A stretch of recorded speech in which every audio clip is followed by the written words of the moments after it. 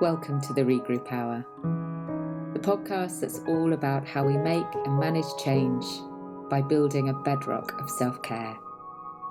Self-care that comes from self-awareness and self-compassion. This is a gentle hour-ish to take some time out for yourself, to simply be and see whatever this time brings. It truly is an opportunity to regroup. When I explored bereavement counselling for myself a few years ago, I heard that it's best not to approach it until 6 months or so have gone by. The idea being that until that first wave have passed, we're not yet ready to explore how to move forward. But this gentle and kindly given advice left me feeling a little bit lost, unsure how to process or manage things in that waiting period until I could get that support.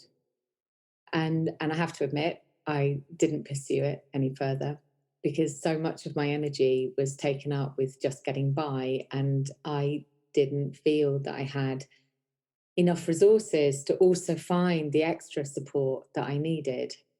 So I may have been misguided in my understanding at the time, but it is something that I've heard from others since. And it has always stayed with me and left me feeling that there must be another way of dealing with grief or learning how to recover from grief. And a connected thread is that I see through my work with others and also through my own life experience that grief is not just about the death of a loved one. Grief can accompany any change, even changes we're keen to create ourselves. For example, if you choose to move into your dream home, you're still saying goodbye to where you were before, to the person that you were in that other place, perhaps to the people that you were with in that previous place. And life stages too can contain grief. So I see it often with the work I do around menopause and other life stage changes, where as we shift from one phase into a new phase of our life, we have to, by necessity, say goodbye to the previous phase. And I've talked about this before around how every beginning begins with an ending. And that wrench of loss and grief can feel particularly challenging if the life stage is something that we're railing against or that we resist on some deep level. So, grief is really important to explore. And it's important to become familiar with our own responses to grief. And I say responses with an S at the end, as we're not one-dimensional beings with just one response to, a stimulus. We're multifaceted and we're complex creatures. So I met my guest today through Instagram, which seems to be where I meet a lot of people these days for very obvious reasons. And she posted that a client of hers had bought her a copy of My Darling Girl as a thank you gift for work that they had done together. And she loved it, I'm very pleased to say. And she shared about it in her feed and tagged me. And something about what she'd written made me want to explore the work that she does. And so here we are. Lucy is a deputy head teacher, and she's also a trained grief recovery practitioner. So she helps people move through grief, whatever grief they may be feeling. And I'm sure that she's going to share more on the different types of grief that there are. And she uses a process that was developed in the States and that she's since become trained in when she found out about it. And she'll also share her backstory as to why this was an important part of her own journey. And this approach, this grief recovery method, has become much more widely known in Europe and in the UK now. And it seems to me to be a truly useful concept to help people in the moment, not just 6 months later, once that first layer of emotion has washed through. So I'm really looking forward to this conversation, and I can see that she's actually just joined. So give us a moment.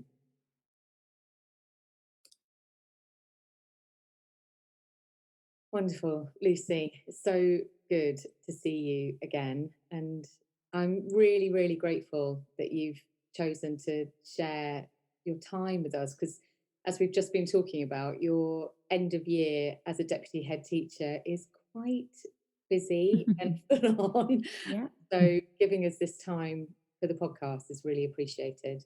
And that's okay. thank you for that. Um, so, just to sort of come into this topic, and obviously talking about grief is a really tender thing. We often on the podcast we often do cover quite tender topics, um, and it would be really, I think it'd be really useful actually for everyone just to hear a little bit about what brought you into this work and why this this whole subject of grief became something that you wanted to support other people with. Yeah. So, through my role, as you already said, I'm a deputy head teacher in a primary school. I'm also the mental health lead there as well. And I went on some CPD, some training as part of my local authority to support children in schools and families. And that's where I found the grief recovery method. There was a lady speaking about it. When I initially saw the poster and sat down for the start of the meeting, I thought, okay, grief, it's going to be about death. So I was really interested initially when she started to explain that it's not just bereavement, that actually we can grieve any kind of loss in our lives. And she talked about the 40 different types of losses and started to make me think about the people I work with, myself and my own family. So I took on the training to support the children in my setting. And then also through that, there was the opportunity that ourselves, if we wanted to as individuals, to take part in the grief recovery method one-to-one ourselves. So I thought, well, if I'm going to do the helping children with loss part of the programme through my work, it was perhaps really important for me to go through the journey myself.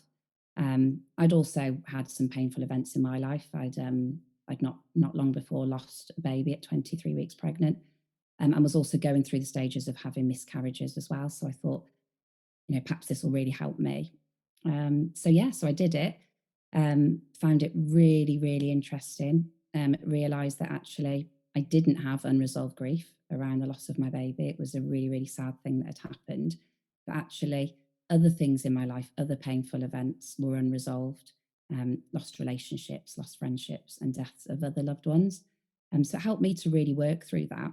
And then after I did it, I thought, I want to learn more about it. So then I asked her how I could basically deliver the training to other people and do what she did. I think being a teacher, I thought actually I want to do what she does. So that's kind of where I've gone from. So in my day-to-day job, I support pupils in our setting, offer advice as well across the local authority and to friends and other colleagues for their children. I can do one-to-one training for parents or professionals that want to support young children. I can also work directly with the children through my role. And then I also do one-to-one work through the full grief recovery program, the program that I took part in, which is for anyone over the age of 18. And I'm doing that virtually at the moment online. And hopefully I'll be able to start face to face again soon for local people that want it. Thank you. I particularly love what you said about the fact that you realised that you didn't have unresolved grief about the loss of your baby, because obviously you'd gone through whatever sort of process that you'd taken yourself through with that. But then the realization that there were other unresolved losses or unresolved griefs sort of from other times in your life. And I think what stands out for me there is the breadth of support that this process can take, or can provide people. It's interesting. After we first spoke, so after we met on Instagram, as people do these days, and you and I had that initial chat, I listened to a podcast from Michelle Chalfant, who's one of my favourite podcast hosts, and it was about grief. And I thought, oh, that's okay, I'll have a listen because we've been talking about it. And Yeah. actually, her two guests were women who practice the grief recovery method in the Oh, States. right. Mm. And so it was so interesting just in like a space of a couple of days, like Mm. coming across sort of that you and them and hearing about it from these two angles and it just reaffirmed why I had that really strong sense that it would be a useful thing to share with people. Yeah. I mean, it is, as I shared with you, it is an American based Mm. program. That's where it originates from. But more and more people are finding out about it here. And it's just something that we really, really need here. Well, we need it everywhere, really. But yeah, it is originally an American based program. So as you went through your own process and that journey that you went through of deepening your learning, your awareness of it, what were the things that you hadn't expected come up, either positive or more challenging? What were the stuff that came up there? Yeah, I think it was kind of as we talked about, I went in there thinking, I'll share first what I felt was my biggest loss. We worked as a group to start with, and then we had our one-to-one time. And so I talked quite openly about the loss of Albert, our child, and kind of talked about everything I went through. And then we get to a point in the course where you look at your own life and do a loss history graph. And I thought, oh, I kind of started looking at other things and thought, I'm actually struggling just writing down about that event. But that happened 10 years ago, or, I'm not bothered about that anymore. I'm over that. So I was telling myself. And as I was writing them down, or then we started to have a few discussions about some other painful events and things, and then a bit more detail about each of those losses that I thought, oh, why do I feel like I want to cry? Or when I'd leave the session, I'd go away thinking about it. My brain started being busy. And I thought, these things are actually real things that I haven't actually dealt with properly, that I've been pushing down, which we talk a lot about in the grief recovery method. That we move on, we follow the myths: keep busy, be strong, don't be sad, grieve alone. And I'd just done those things. I'm a really busy person. I was a single parent for quite a long time, so we push them down. We keep doing things. Life goes on. We get in new relationships, we make new friends, we do different things, and we just keep going. But actually, what we don't realize is the impact of those things that haven't been resolved from the past. And going through the process enabled me to look at those specific events, look at losses of other loved ones, and realize that they were incomplete. Um, which may sound a bit strange. Why are some incomplete? Why are some not? So, I mean, the definition of being incomplete, of trying to get to completeness, is about undelivered communication. So sometimes in relationships that have ended, or deaths, or losses of communication, or losses of trust, it can leave us with things that we've never had chance to say to that person, whether they're living or not. Things that perhaps we wish we hadn't said, um, unmet hopes and dreams.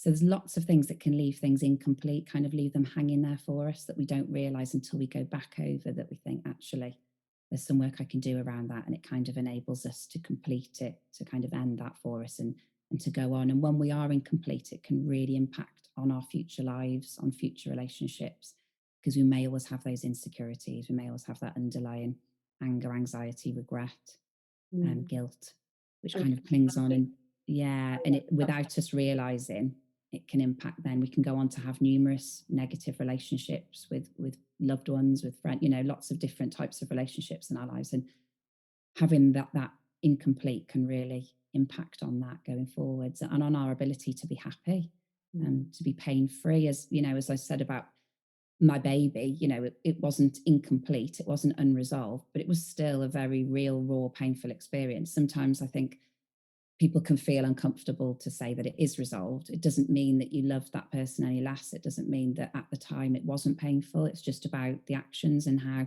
without realizing, but I just talked openly about it. I don't know what made me do it. I just did. I talked about it. I talked about it on the internet. I talked about it to friends and family, and people contacted me to say, we went through the same thing. Our baby had the same chromosome thing. And that just, without me realizing, I did the natural thing. I cried in front of people. I cried in front of the midwife. I cried in front of the doctors. Me and my husband cried together. We cried in front of our child. So I did the natural things, but unfortunately, from a very young age, as children, we learn not to do that. Don't cry. Here's a tissue if you're feeling sad. here's a cake, here's some sweets, you'll feel better. As an adult, I'll have a takeaway, I'll have a bottle of wine. So we do things to compensate. So we don't actually always kind of go through that process. We stop it and then it stops where it is and it's still just as raw years and years later, just pushed further down. Yeah, these distraction techniques that Mm. we're taught. As I listen to you, um, just remembering being advised by some older parent when my son was really young. Is it a um, is it a fall that doesn't get resolved by a piece of chocolate? If it is, then you know that they've hurt themselves. So the first thing is sort of, oh, have a piece of chocolate. Do you feel all right now? And you're Yeah. absolutely right. It just teaches this pattern of Yeah. how we soothe with external. We um, may feel, we may feel a bit better. I think everyone does after a bite of chocolate, after a glass of wine, but it doesn't really solve the issue, does it? We're just putting a plaster on it. We're making ourselves feel better for 10 minutes, an hour, one day.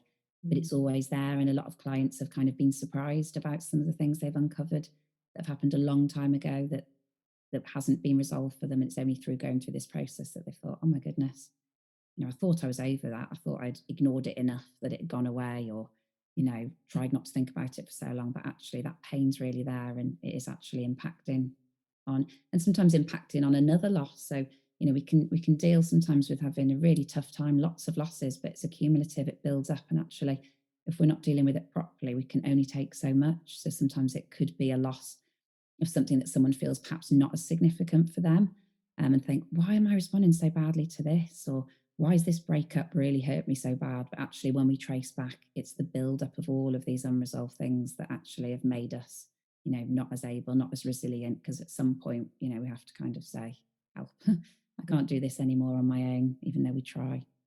so it sounds like one of the huge benefits of the process is helping people see these patterns through their life, and Yeah. it's something that I work with clients to do systemically across their life, and to really hone that in on this experience of loss and grief. And you mentioned at the beginning about doing a grief map or a grief timeline.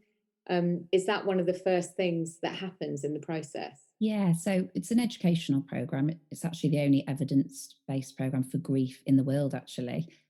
So we're learning all the time. So the first few sessions, there's a little bit of reading, and a lot of people like that actually because they said they feel like each session they've got a little task to do. Not so much homework. People worry about that when they find out I'm a teacher, but it's just very small little steps that they take themselves to help themselves. So some small parts of reading, and then yeah, on the third session, then. It's like it's a loss history graph of their lives.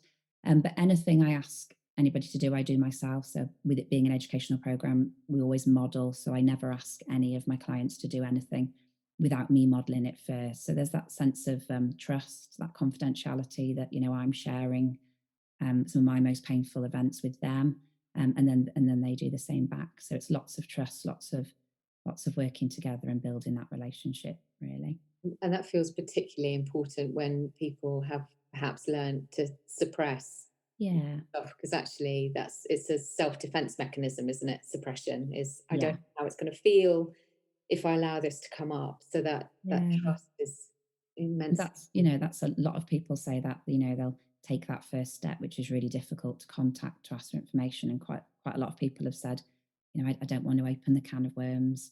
I think once I start, I'll never stop. I'm scared to cry. I'm scared to talk about it. But actually, because it's done gradually, I always say to people, don't worry, I'll guide you, I'll lead you, I'm here to help you. So, it's never tell me everything and, bare your soul in that very first session. It's all done gradually, and people do it in their own time, and we take little steps together, and it's manageable chunks, and focusing on little things, and it's all broken down over the 7 week sessions to because we understand that people grieving have loss of concentration. They find it difficult to focus on things for too long. So we do it manageably, and support as well. Clients will contact me sometimes and say, I've read this chapter, I'm struggling with this. And, I'll say, don't worry, come to the session and we'll work through it together. So it's supportive all the way through, and identifying that everyone's individual as well. And I think on that point, I'm very mindful of what you said about that there are 40 different types of grief, or 40 that have been identified with this program, and that everyone's experience is completely unique. So I wonder if you can just talk to us a little bit about some of those different types of loss that have been. Yeah, yeah. I think when I model the loss history graph and share some of the losses, most people are like, "Oh, I didn't think that was a loss," and oh, okay, now actually, I think there's a lot more that's happened in my life. Now I know that's a loss. It's almost like I give them kind of the validation, and a lot of people think, "Well, that can't be a loss," or I was sad when that happened when I was 8, but it's nothing compared to what happens to other people. So Oh, like we compare and we minimize and put ourselves down. But actually, what we say is anything that was significant to you as a child, as an adult, something that caused you pain, that's a loss, really. And I mean, the definitions in the Grief Recovery Handbook, um, of loss and grief, it's the natural and normal reaction to any loss. So anything at all. So that could be the loss of a friendship at a very early age, moving schools, loss of security, a divorce, either of themselves or parents. It can be, moving house and not getting to say goodbye, like a loss of community. Through abuse and traumatic events, it can be a loss of trust of adults, loss of trust of the system. People have been let down. So actually, I think kind of when we look at our lives, it's anything that's, made us feel really upset, anything that's really hurt us. When we actually look at it, it can be identified as a loss, and that actually it needs to be grieved for, and not ignored, not pushed down, mm, because as we've talked about later in life, it will come up if it's not already. Some people may be presenting behaviours without realising that they're actually struggling with those losses. Yes, so there's loads, loss of employment, and especially with COVID and the pandemic, that's affected a lot of people. It's the change of any familiar pattern or routine is a loss. It's conflicting feelings. So something that if we lose a relationship that all our friends are saying, wasn't a very healthy relationship. It's good. The divorce happens, everyone's feeling great, finally you're rid of them. But actually, you may still feel loss about that, even though deep down you know it's the right thing. It's still a change in that familiar pattern, that routine. It's a loss of hopes and dreams. When you got married, you hoped that it wasn't going to end. So, and they can be very difficult losses to acknowledge when we feel that we shouldn't be feeling like that. But actually, that is one of the definitions, that it is conflicting, feeling a certain way when we think we shouldn't, perhaps. in the intro, I shared the example around even when it's a change that we're seeking to create, and we're excited about it. So moving house, and at the moment, regular listeners will know that we're in the process of exploring moving ourselves, and I am deeply mindful of the loss that that represents in terms of not being in my community, not being in this home that we've created for over the last 20 years, um, the relationship with our son who's now 20, and how the loss of him being a little boy, and because that's what this house is full of. Yeah. So even when it's something that we're actively seeking, Yeah. honoring that sense of loss is incredibly important. Yeah. And I kind of saw that as I did my loss history graph. I could see, I've been married twice, and I can see both of those events on the day of, of the wedding, really happy days, what I wanted, full of excitement, joy, but actually I can identify loss with both of those. The first time it was kind of the loss of being a child. I felt like now I'm a grown up, I'm not who I was before. I've got to be responsible. I can't keep going to mum and dad. I'm married now. So there was loss of that. I remember crying going off for my honeymoon. I was excited. I wasn't sad about what I was doing, but there was still a loss there. And again, then with my second marriage, it was kind of the loss of the life of me and my son, just the two of us together. Um, as much as challenging as that had been at times, it was still, that was our thing. And it was like, oh, it's all changing now. Marrying somebody else is going to be part of our lives. So yeah, definitely. And those, it's acknowledging that, and those things will always happen, but letting it be okay. And that's what we find with young children. They feel sad, and it can be quite dismissed sometimes, or they'll think, I shouldn't feel like this, it's silly or it's embarrassing, so they don't talk about it.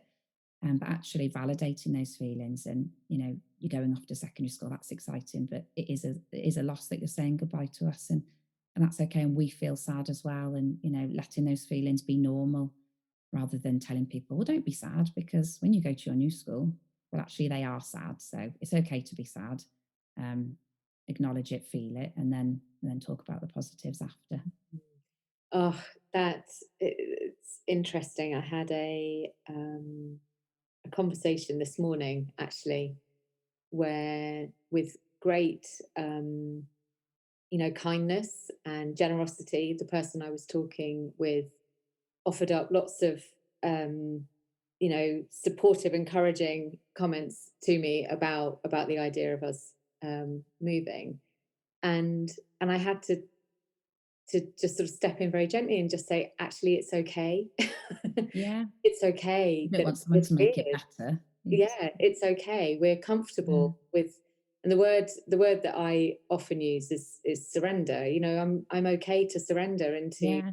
whatever this feels like and however long it takes, and that's okay. It's I okay. had exactly the same. We were moving just before the first lockdown. And I remember saying to family members, I feel quite sad about it. That was the home that I've lived in for a long, long time. It's where I was, or where I got married the first time, and then it's where I was a mum for the first time. It's where I've done oof, numerous pregnancy tests. It's where I've suffered a miscarriage. It's where I brought my first child home to. It's his only family home, and I was really excited to be moving somewhere new and somewhere a bit bigger, and the excitement was there. But I said, actually, I do feel it's a loss. And the same again, another family member overheard, and oh, don't be being morbid about it. Look what you've got. You've been desperate to move. And I said exactly the same. No, I do know that, but actually it is okay for me to feel like that. And I don't want to pretend I don't feel like that, because I do. And I probably will cry the day I leave, and maybe the day before, and maybe a few times I'll cry. And that's okay. Yeah. And I think it's other people feel uncomfortable, and they want to make us feel better. So they speak intellectually. So it's those intellectual comments like, you'll be better when you move and it will be okay. Because from their minds and intellectually, they're probably right. I will be okay. I will survive it. But actually, at those times, we want comments from the heart. So we want other people to say, I can understand why that would be sad. What you're going to do to say goodbye, or how you're going to treasure those memories, and actually talk from the heart about things that will help us at that time. Mm. Oh, such a powerful point, I think, and such a useful thing for all of us to remember, that it's not only what we can learn from this conversation about our own feeling of grief, but also how to support others by not going up into the head and intellectualizing, as you say, but just stay in the heart and just say, well, that sounds hard. Yeah, Just the absolutely. And just say, simplicity I of don't that. know what to say if you don't know what to say. I don't know what to say. Yeah, There are I no can't words. imagine how you must feel. We don't have to try and say, oh, I know how you felt. Yeah. I felt like that when, because actually, 100% nobody ever knows how anybody else feels in any situation, even if it's vaguely similar, because we're all individuals. I Um, think, I mean, that's such an important point as well, about how we deal with other people's grief. It would be great to sort of understand a little more about what we can take away from that. What advice is there through the method that can support us? Yeah, and again, it's as we talked about, it's talking from the heart. Naturally, we will go into intellectual comments. I mean, I've been doing this for years now, and still sometimes I go to do it. If my son hasn't been put for the picked for the football team, or it'll be okay. Well, don't worry, you played last season, and that's our automatic response. I've had it said to me my whole life. My parents have had it said to them. It's something that's been passed on and on. It's something that not just within family, it's in society. So it's just kind of pausing for a minute, listening to what the grievers, like, really listen to what they're trying to say, hear them rather than just listen to the words. And you don't always have to respond quickly. You can take some time and let them talk. I think we can be quite quick to jump in as well, to try and fix, to try and resolve. And actually, sometimes people just want to offload and share how they're feeling. So it's listening, try not to interrupt, try not to make it your story and try to relate too much. We do that sometimes because we think that can give comfort, but actually it can cause annoyance really as well, make them stop talking. So let them talk. And then it's just, yeah, just talk from your heart, make comments. You don't have to ask questions. You don't have to find a solution. Just, that is really hard. You must be feeling really sad. You could ask, is there something I could do to try and help you right now? So, not to fix it, but just to offer a bit of comfort. And like we said, just be honest. I can't even begin to imagine how painful that must be for you. And the main thing is listening, as we say in the grief recovery method, it's being a heart with ears. It's so, so, so important to do that and to really hear the person. We joke about it in our family. I'll come home sometimes and have a little rant of something that's happened at work. My husband now knows that I'm not saying it to him because I want him to make it better, tell me it's okay, or give me some actions or some ideas of what I could do the next day, because actually I know that. I know who I can go to speak to if I'm not happy. I know how to resolve the issue. But actually, I just want to offload. I just want someone to say, sounds like you've had a tough day, and just give me a hug. Because it can actually just make me irritated if I'm being told, well, all you need to do. Well, actually, I know that. But in this moment, I just want to be heard, and I just want, some comfort, whether that's a hug, whether that's, do you want me to run you a bath? Mm. Just that acknowledgement of someone to understand that it's been a tough day, or that my feelings have been hurt, or I felt unlistened to, and kind of the same for everybody, really.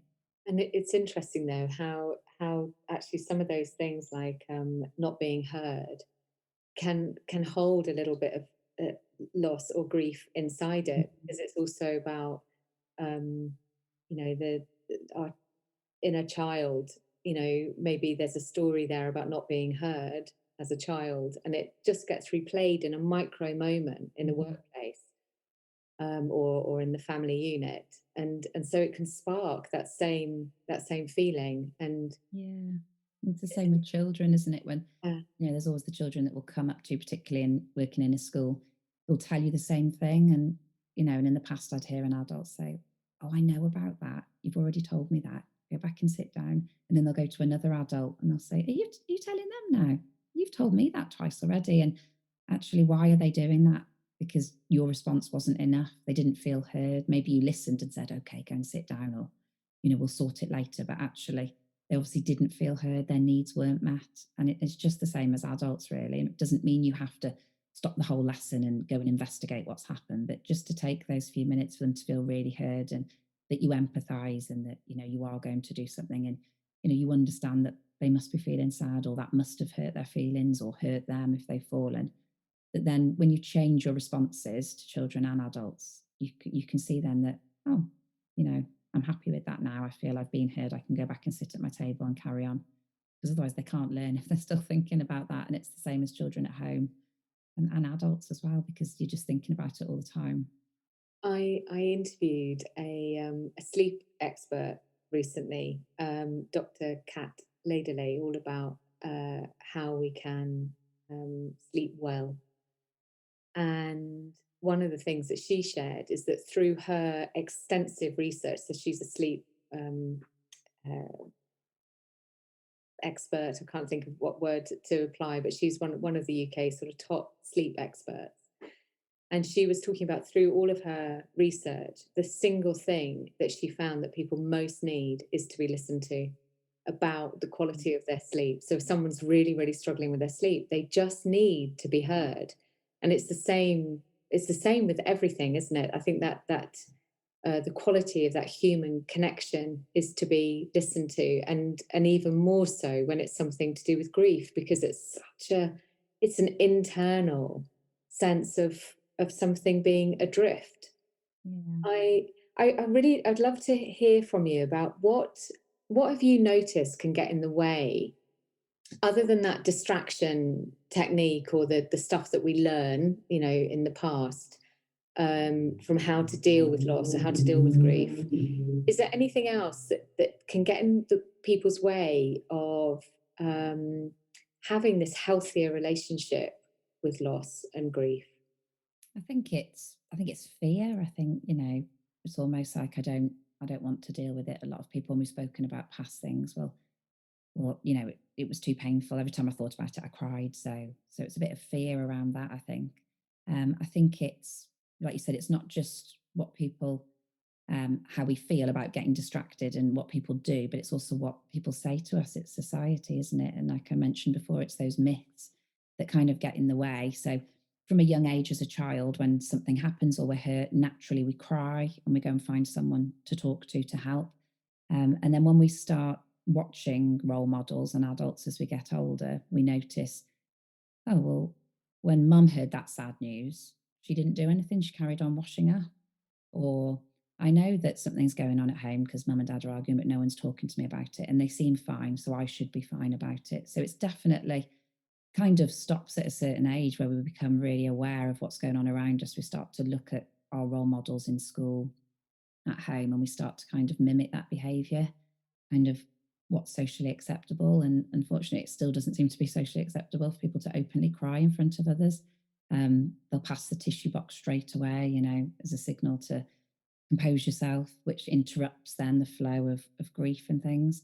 I think it's also kind of lack of openly talking about it and support as well, as we've talked about. It's not really out there, so people can try and access something. People can identify, I need something to help me here, but then they might not be able to get the support or the right support. It can take a long time, and then people give up, or people think, oh, I'll be all right now, or they felt brave in that moment and, oh, I'll leave it now, and I don't want to drag things back up again.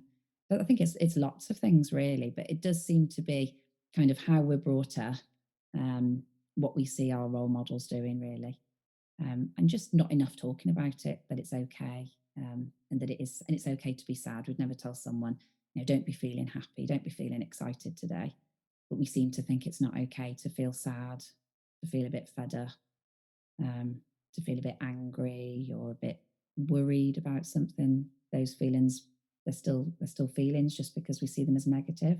Mm. Um, yeah. So there's something here about validating all of the whole of us, validating our whole. Oh, she says coughing is, but validating the whole of our experience, the whole of our range of emotion, without feeling as though we're then going to drown Mm, within it. And I think that's so.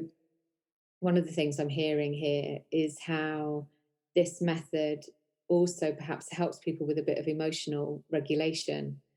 So being able to identify, to see what it is that we're feeling mhm. without getting so absorbed in it that it starts to overwhelm us. Yeah, yeah, Um, acknowledge it and mm, kind of sit with it a bit. It might be uncomfortable, but acknowledge those feelings, sit with them, let them be for a little bit. It might not be a nice feeling to acknowledge I'm actually feeling really sad today, but sit with those feelings for a bit, process them. Why am I feeling like that? What do I want to do? Do I want to cry? Do I want to be alone? And then it's kind of working through that then and thinking, right, how am I going to turn this upside down now? How am I going to try and find a little bit of positive for the rest of the day? We can kind of get in the habit of waking up and thinking, this isn't a good day for me today.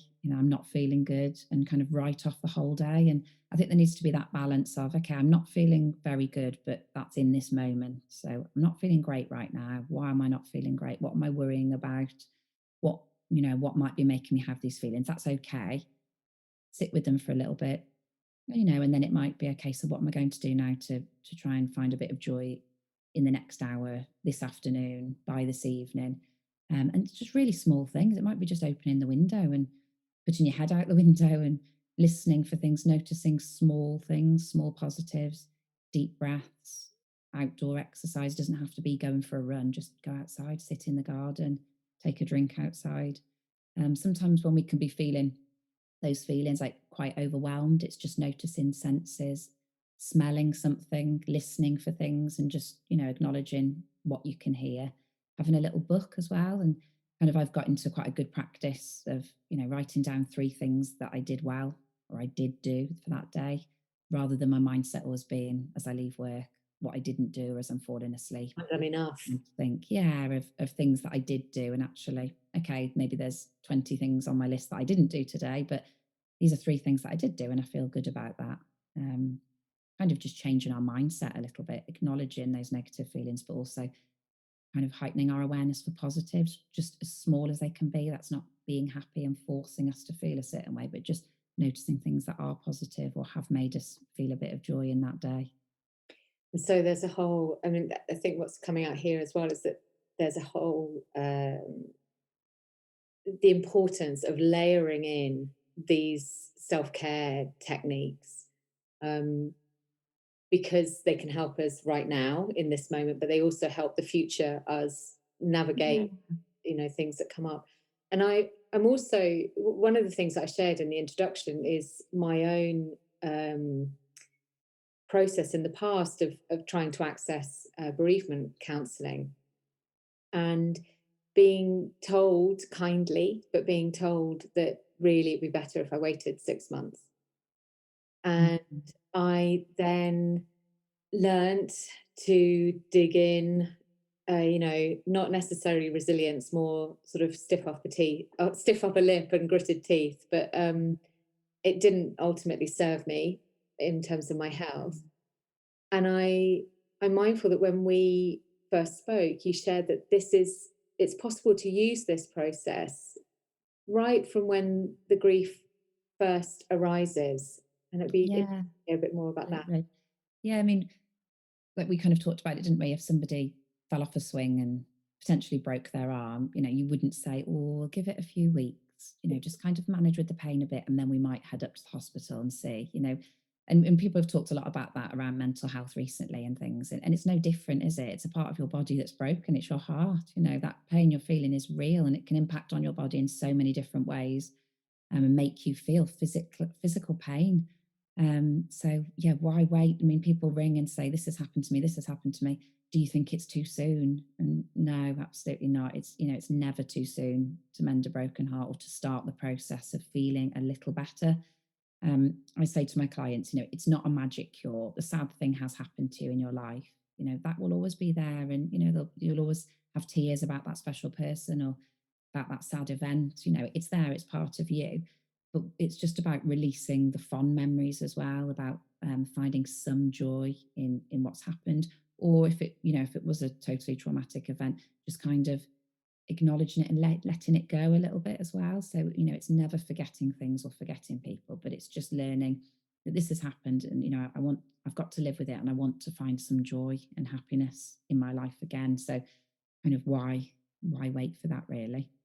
And it feels like there's a learning these techniques that's a life skill, isn't it? It's something you talk about it in Absolutely. education. Yeah. Yeah. And I always say to my clients, now you've got this information, you've helped yourself in your life, but, go on and spread the word, tell everybody, help your children and grandchildren or your friends, or, tell your parents. And a lot of people say, I've changed the way I look at things now.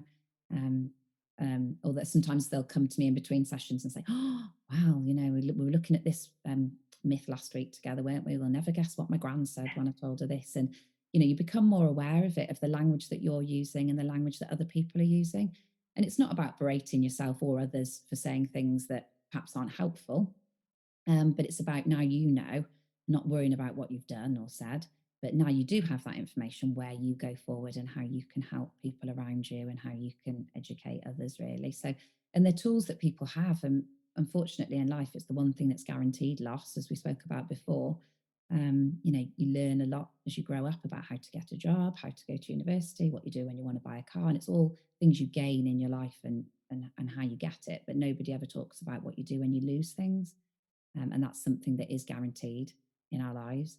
Mm. So I think when you've done the program as well, it's about kind of keeping on top of it as well, and being aware of other losses that may then happen. How are we going to deal with that? They're still going to be sad, they're going to be painful, but what actions are we going to take, or what we can do to support others kind of when they go through it as well. And as I remember saying to you when we last met as well, that now I do all of this work, I'm very mindful of my current relationships. So, it's I try not to stress myself out too much by keeping every relationship completely complete every time we finish a conversation, because you can't do that. But there is always that kind of awareness that I have now that anything can change at any minute. I've had unresolved losses in my past, so I'm trying really hard not to repeat that pattern. I've got, a 91-year-old granddad who I never finish a phone conversation without saying I love you goodbye at the end of, which some people might think, well, that's a bit morbid, but I know I'm completing that conversation. And I know that if anything was to happen to him, I could look back and think, what did I last say to him? I said, I love you. I said goodbye.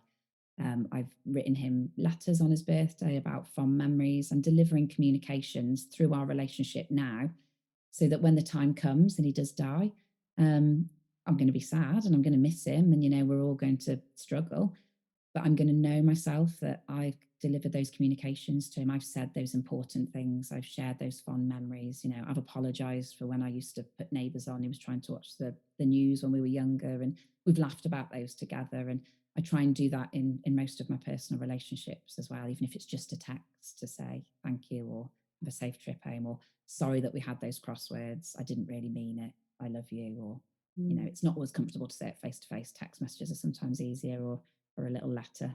And in our own way, it's not always comfortable for everyone to say those words, but just in however your relationship is with that person, however it feels really to share it. I think that's a beautiful thing to have shared. Thank you. I really appreciate that because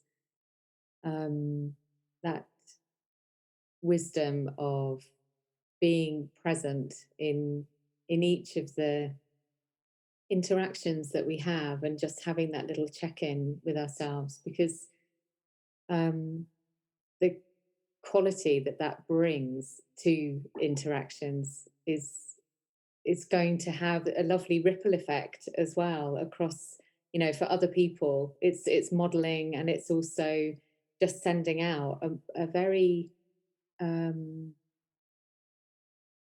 I can't think of the word. It's kind of a mixture between compassion and presence, but yes, Mhm. yeah, Yeah. it's a really lovely thing to have shared. Um, another sort of question for you actually around that is how do you continue to care for yourself? So one side of it is, being really mindful about the quality of how you close interactions with people. Mhm. But I know that you've talked about some other practices that really have supported you in your own grief. It'd be interesting to Yeah. talk about those too. Yeah, so when I kind of discovered all of this, I was still going through some losses as well at the time. And I'd kind of just started looking kind of outside of that as well, of other things that I could do to help myself.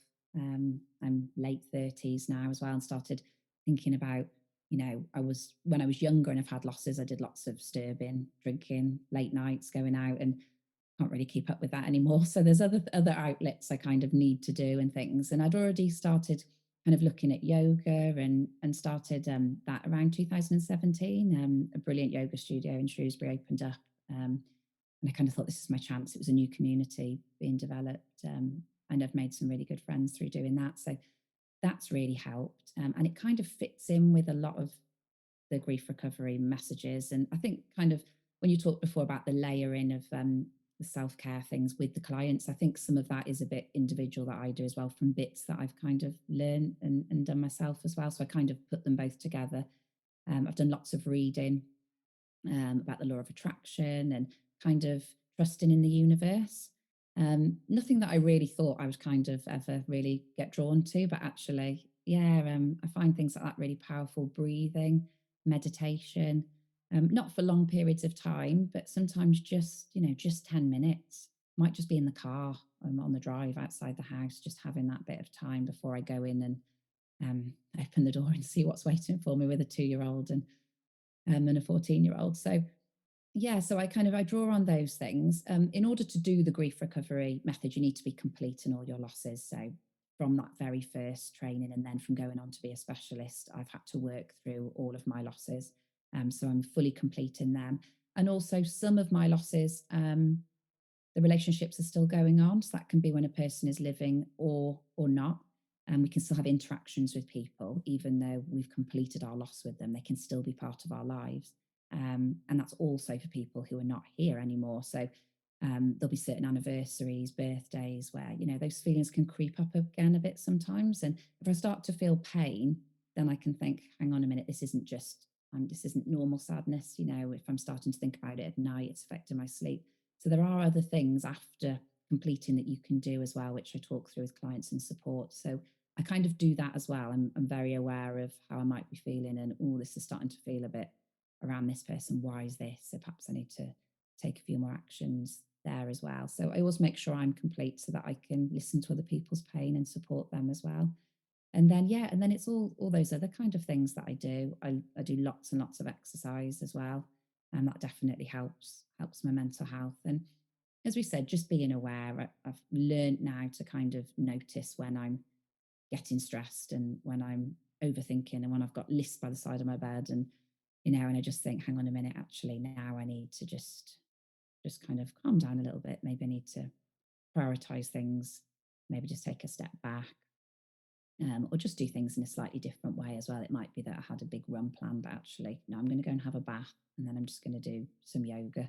Listening to my body more, I think, and my mind as I'm getting older as well. I think I'm more in tune with it. Instead of no, I should do this, or I've said I'll do this. Actually, now I think it's going to be better for me if I don't, or if I just switch things around a bit, do it in a different order.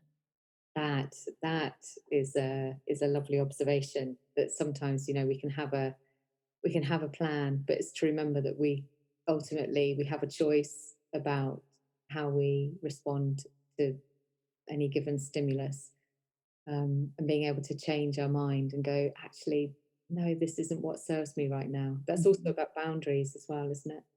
Yeah. Um, I feel I'm so grateful for everything that you've shared with us, and my overwhelming feeling is that really everyone should go through some form of this process, because it's to become more familiar with with our own.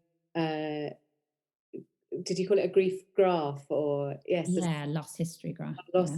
history graph? To become more familiar with that, and to be able to trust ourselves that we can work through it in a compassionate way feels incredibly valuable. I'm One of the things I always ask guests on the podcast before we close is, well, first of all, is there anything else that you just feel is particularly useful for people to know? And I'll certainly share your contact details about grief recovery method in the podcast notes. But Um, I think it's just if this has resonated at all, if you think of any of the things you think, oh, just make contact. I mean, it doesn't have to be with me. Obviously, you can Google. There's lots of grief recovery specialists around the country. Usually, when people feel, yeah, perhaps my life isn't as fulfilling and as happy as it could be or it should be, it usually means, that you need to kind of go, that there's some work can be done, go through the process. And I've not ever had anyone who's regretted it or not got anything out of it, really. But it is just, I do understand it's kind of taking that step as well. But even reaching out for a conversation with any of the specialists or anything you can find online. Everyone's fully supportive, and it doesn't have to be face to face, or doesn't even have to. It can just be, a text message, an email sent to my website, Facebook page, anything like that. First, just small steps, really. Um, and that's just it. take that small step Yeah, um, toward recovery, whatever that word means for you as well. Because I think that's the other yeah, thing I'm really picking up, is how personalized this process is. yeah. Though it is a method, it's very much about the individual. So the other thing that I always ask is, if you see this time in your life as a chapter in your book of life, what would that chapter heading be?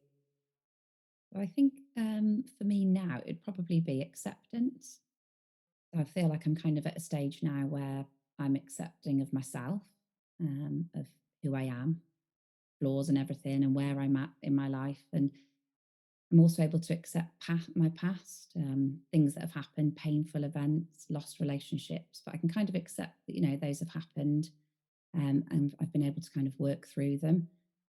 I think I'm also more accepting of other people as well, that may have caused painful events in my life, accepting of their behaviours, or, you know, that they may also be, going through some unresolved grief of any kind, and kind of accepting things for what they are, um, trying not to read too much into things, try not to overthink, try not to judge, and kind of just let things go. I mean, by accepting, I don't mean condoning. It doesn't mean that, things that have happened are okay. But I think it's just having that understanding that there's layers and layers on kind of everybody that impact on the way they speak, the things that they do, and just kind of accepting that some things, let some things go. I can't cling on to every friendship and every relationship and try and make everything perfect. So accept where things are.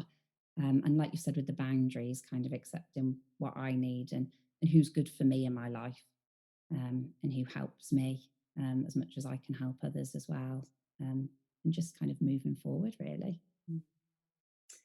Wonderful. What a strong word to close on. Acceptance. I have a number of words up on my wall, and accept is one of them. Oh, So okay. it resonates with A me. good choice then.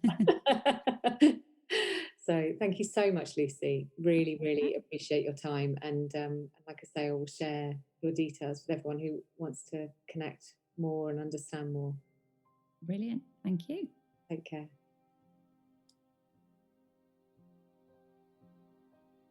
So as ever, I'm blown away by my guest, by the calmness and the measure in the way that Lucy is able to talk about such delicate topics. And I really have a sense that working through our own experience of grief and our own unresolved griefs or unfinished experiences will be, beneficial to all of us in some way. And one of the things that came to mind, actually, just as we were closing, was I think so often what we are trying to do is create more control. That's what the distractions are about and what suppressing is all about. And I see it a lot in the work that I do, coaching. And that word that Lucy shared around acceptance feels a really powerful word to consider, to reflect on, perhaps individually. Just what does it mean to actually accept, and what does it mean to reach out and to get support, appropriate support when we need it, because that is also part of acceptance as well. Acceptance that we need some support. So thank you so much to Lucy, and thank you, of course, to you for listening, and thank you to Angus. And I send you a hug and a wave.